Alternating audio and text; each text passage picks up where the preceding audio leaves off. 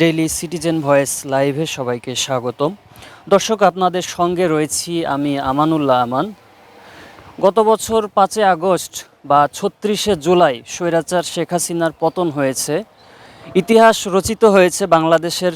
নতুন বাংলাদেশ গড়ার স্বপ্ন নিয়ে রাজনীতিবিদরা কাজ শুরু করেছেন, অঙ্গীকার ব্যক্ত করছেন। তবে সেই লড়াই সংগ্রাম অর্থাৎ 24-এর গণ অভ্যুত্থান শুরুর আগে যিনি শেখ হাসিনার পতনের ডাক দিয়েছিলেন তিনি বেগম খালেদা জিয়া। দর্শক, তিনি আমাদের মাঝ থেকে বিদায় নিয়েছেন, চিরবিদায় নিয়ে আমাদের মাঝ থেকে চলে গেছেন। গোটা জাতি শোকাহত বেগম খালেদা জিয়ার বিদায়ে। তবে তিনি যে কাজ করে গেছেন, যে অবদান রেখেছেন দেশের জন্য, দেশের মানুষের জন্য, তা কোনোভাবেই সেই ঋণ পরিশোধ করা সম্ভব নয়। দর্শক, আমি এখন যেখানে দাঁড়িয়ে আছি ঠিক এখান থেকেই 2013 সালের 16 সেপ্টেম্বর প্রথম হাসিনার পতনের ডাক দিয়েছিলেন বেগম খালেদা জিয়া। এটি ঐতিহাসিক মাদ্রাসা মাঠ। এই মাঠেই তিনি 20 লক্ষ মানুষের সামনে বক্তব্য দিয়েছিলেন। দীর্ঘ সেই ভাষণে, সেই বক্তব্যে তিনি ওই দিন শেখ হাসিনার পতনের ডাক দিয়েছিলেন। একই সঙ্গে বেশ কিছু দাবি দাওয়া তিনি উত্থাপন করেছিলেন। দর্শক, আমরা এখন সেই মাঠের সামনে যে মঞ্চ রয়েছে সেই মঞ্চেই রয়েছি। এখানে মঞ্চ তৈরি হয়েছিল 18 দলীয় জোটের ওই সময়ে জনসভা হয়েছিল এবং সেই জনসভায় প্রধান অতিথি ছিলেন বাংলাদেশের প্রথম নারী প্রধানমন্ত্রী এবং 3 বারের সাবেক প্রধানমন্ত্রী বিএনপি চেয়ারপারসন বেগম খালেদা জিয়া। সেই মঞ্চে জামায়াতে ইসলামী সহ অন্যান্য রাজনৈতিক দলের নেতৃবৃন্দ উপস্থিত ছিলেন। দর্শক, এখানেই তিনি আসেন, এই মঞ্চেই ওঠেন।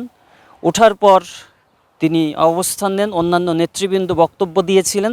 তারপর সর্বশেষ তিনি প্রধান অতিথির বক্তব্য প্রদান করেন। আমরা ঠিক সেই মাঠেই, সেই মঞ্চেই রয়েছি যেখানে মঞ্চ হয়েছিল এবং ফ্যাসিস্ট হাসিনার পতনের ডাক দিয়েছিলেন বেগম খালেদা জিয়া।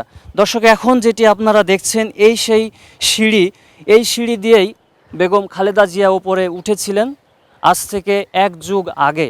2013 সালের 16 সেপ্টেম্বর তিনি এই সিঁড়ি দিয়েই প্রথমে ওপরে উঠেন এই মঞ্চে। সেই সময় সুসজ্জিত মঞ্চ তৈরি হয়েছিল 18 দলীয় জোটের আয়োজিত সেই জনসভা উপলক্ষে।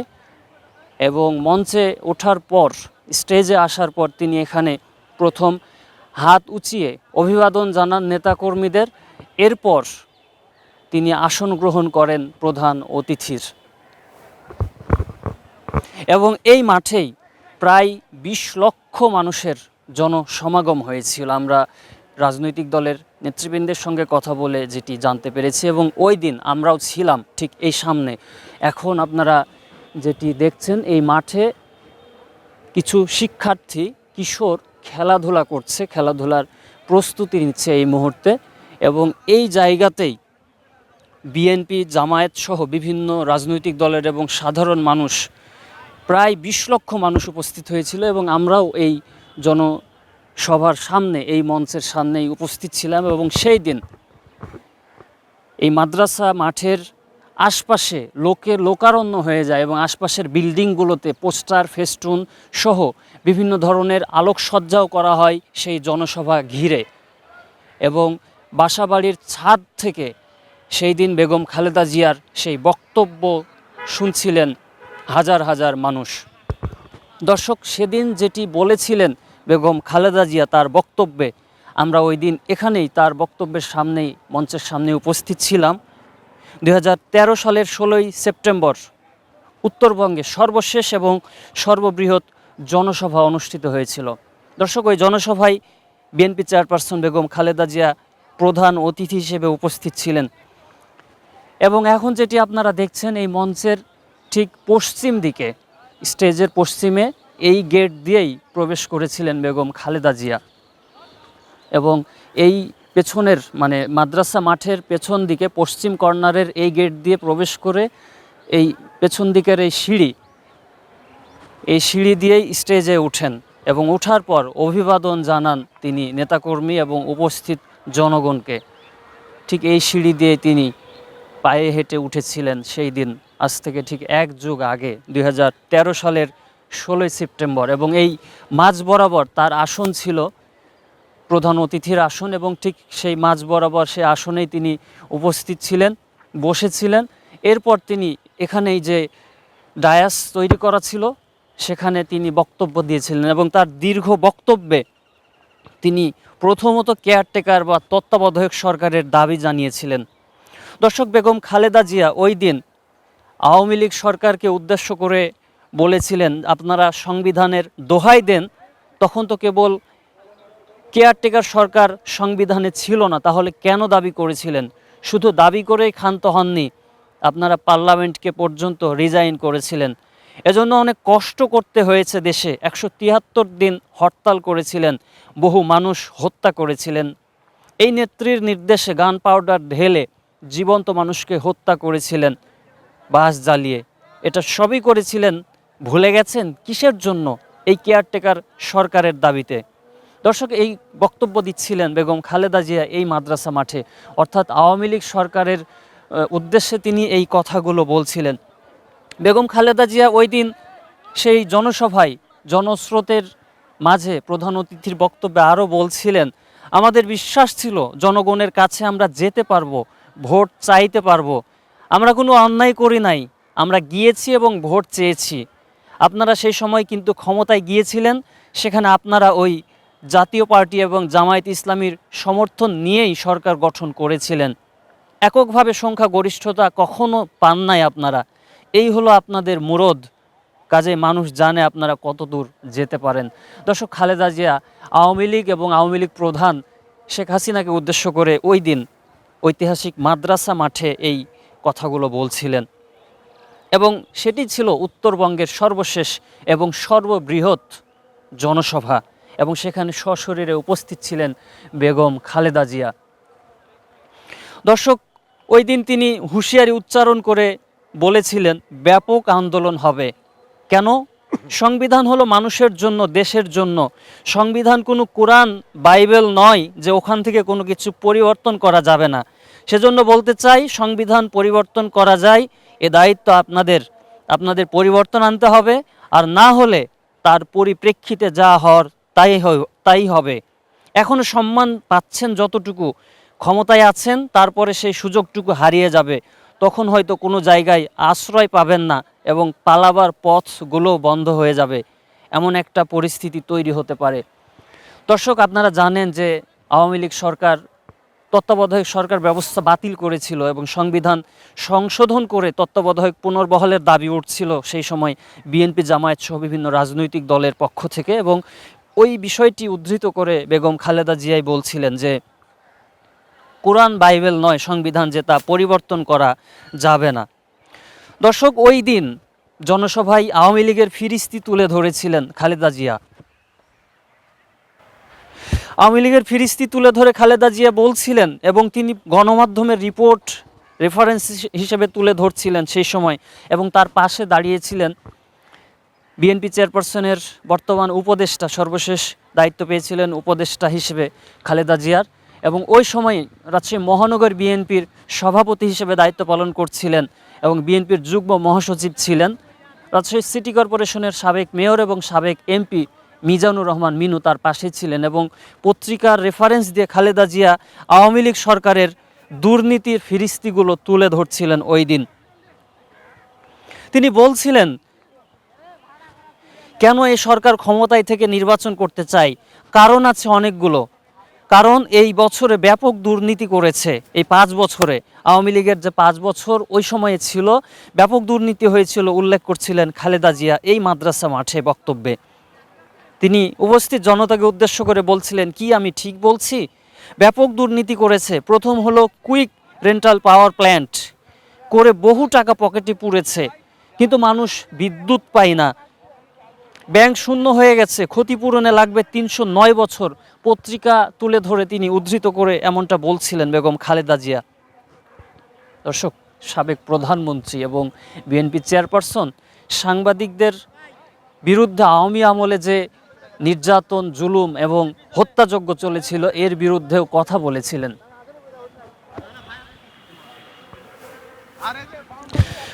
ওই দিন জনসভায় খালেদা জিয়া বলছিলেন, এই সরকার কথায় কথায় আইন করে, অর্থাৎ আওয়ামী লীগ সরকারের কথা তিনি বলছিলেন।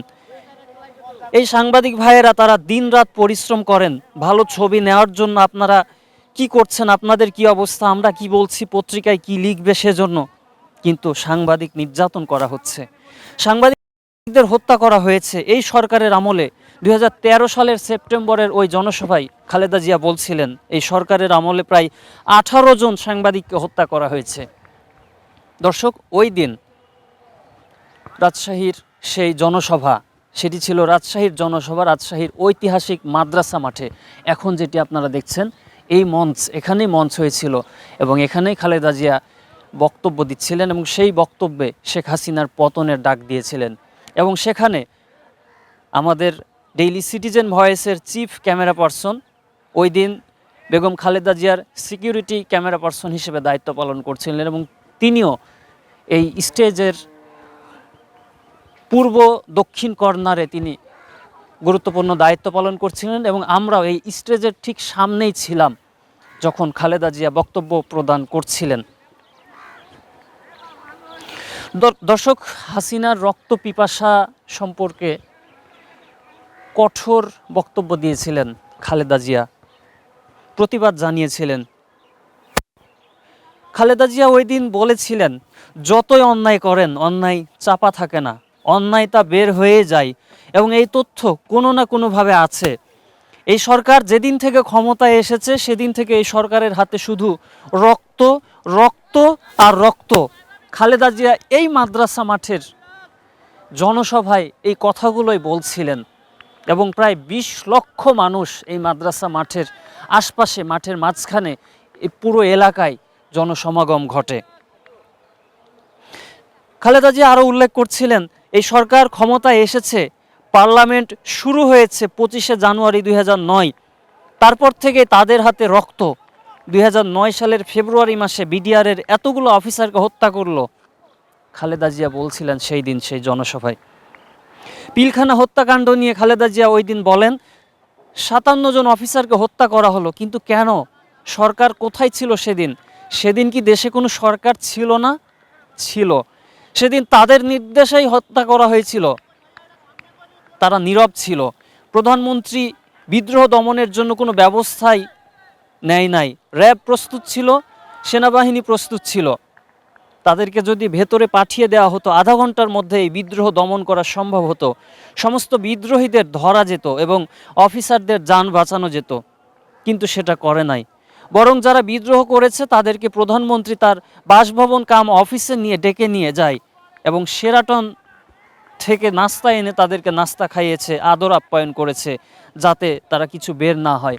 এমনটা বলছিলেন বেগম খালেদা জিয়া। দর্শক, এই সেই মাদ্রাসা মাঠ থেকেই তিনি কথাগুলো বলছিলেন। দর্শক, বাংলাদেশের ইতিহাসে একটি কলঙ্কজনক এবং কালো অধ্যায় শাপলা চত্বরের ঘটনা। হেফাজতে ইসলাম সহ অন্যান্য সংগঠন এবং মাদ্রাসার ছাত্র আলেম ওলামার ওপর যে হত্যাযজ্ঞ চলেছিল আওয়ামী সরকারের আমলে, সেটিরও সমালোচনা এবং প্রতিবাদ করেছিলেন বেগম খালেদা জিয়া। এই মঞ্চে দাঁড়িয়ে তিনি তার ওই দিনের বক্তব্যে বলছিলেন, আমরা একটি কথা বলবো, ওই হেফাজতে ইসলাম ব্লগাররা যেভাবে আমাদের মহানবী হজরত মুহাম্মদ সাল্লাল্লাহু আলাইহি সাল্লামের উপর কটূক্তি করেছিল, সেটির প্রতিবাদে হেফাজতের নেতাকর্মীরা অনুমতি নিয়ে এসেছিল, অর্থাৎ শাপলা চত্বরে তারা যে জমায়েত হয়েছিল শান্তিপূর্ণভাবে, সেই কথা খালেদা জিয়া এই জনসভায় বলছিলেন। এবং খালেদা জিয়া আরও বলছিলেন, কিন্তু সরকার ভয়ে ভীত হয়ে আপনারা দেখলেন তারা রাতে অবস্থান করলো, তারা ছিল শান্তিপূর্ণ, কোনো অস্ত্র ছিল না, অর্থাৎ হেফাজতের নেতাকর্মীদের কাছে কোনো অস্ত্র ছিল না। খালেদা জিয়া এই জনসভায় বলছিলেন যে তাদের হাতে তসবিহ এবং জায়নামাজ ছিল, কিন্তু সেই রাতে লাইট অফ করে দিয়ে যে হত্যাযজ্ঞ চলে সেটি নিয়ে প্রশ্ন তুলেন খালেদা জিয়া। বলেন, লাইট কেন অফ করলেন? দিগন্ত টেলিভিশন, ইসলামিক টেলিভিশন কেন বন্ধ করলেন? এই জনসভা থেকে খালেদা জিয়া বলছিলেন। দর্শক, খালেদা জিয়া ওই দিন জবাবদিহিতা চান শেখ হাসিনা। তিনি বলেন তার জবাব আপনাদেরকে দিতেই হবে। বহু আলেমকে ওখানে হত্যা করা হয়েছিল। সেখানে এই সরকার প্রতি পদে পদে অপরাধ করেছে, অন্যায় করেছে, দুর্নীতি করেছে। এই অন্যায়, দুর্নীতি, জুলুম এর শাস্তি তো তাদের ভোগ করতেই হবে। দর্শক, আমরা এখন যেখানে দাঁড়িয়ে আছি এটি রাজশাহী নগরীর সিপাইপাড়া এলাকায় ঐতিহাসিক মাদ্রাসা মাঠ। এই মাঠে এই কথাগুলো বলেছিলেন বেগম খালেদা জিয়া। দর্শক, শুধু হুঙ্কার দেননি, হাসিনার পতনেরই ডাক দেননি, তিনি প্রতিহিংসার রাজনীতি পরিহারের কথা বলেছিলেন, শান্তির বার্তা দিয়েছিলেন ওই দিন সর্বশেষ এই জনসভায়। সেটি ছিল স্মরণকালের সবচেয়ে বড় জনসভা এবং সর্বশেষ এই উত্তর অঞ্চলে সশরীরে উপস্থিত বেগম খালেদা জিয়ার। শান্তির বার্তা দিয়ে খালেদা জিয়া সেই দিন বলেছিলেন এই মঞ্চে থেকে। কিন্তু আমরা তারপরও বলছি, আমরা কোনো প্রতিশোধ বা কোনো প্রতিহিংসার রাজনীতি করি না, প্রতিশোধ কারো উপরে নিতেও চাই না। শান্তিপূর্ণভাবে যাতে গণতান্ত্রিক ধারা অব্যাহত থাকে। আপনারা যেভাবে বিভক্ত করে দিয়েছেন জাতিকে, বিভক্ত নয়, আমরা চাই সকলকে নিয়ে ঐক্যবদ্ধ হতে। এছাড়াও তিনি বলছিলেন, আমরা 18 দল এখানে আছি, আরও কয়েকটা দল বাইরে আছে, কিন্তু তাদেরও দাবি একটাই, আমরা নির্বাচন চাই, আর সেটা নির্দলীয় তত্ত্বাবধায়ক সরকারের অধীনে হতে হবে।